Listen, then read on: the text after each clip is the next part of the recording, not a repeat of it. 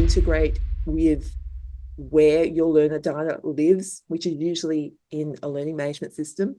And we take that data, not just from one course, it could be from multiple courses in multiple assessment areas, because we know that skills don't live in one unit, they live across many different learning opportunities.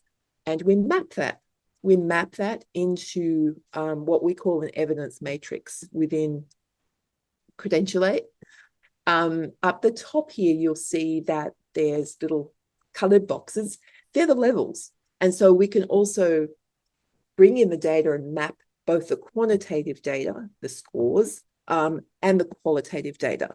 And so if we're awarding, say, an overarching competency or credential, those elements are what we refer to as the skills.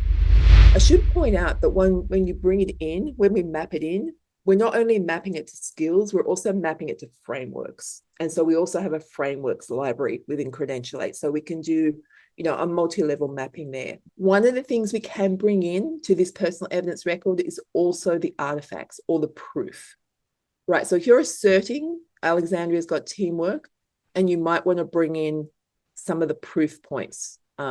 This is all building trust. The more transparent we can be around what it takes to earn these digital credentials, the better the ability to tell the story and the better the trust exchange between the learner and the employer.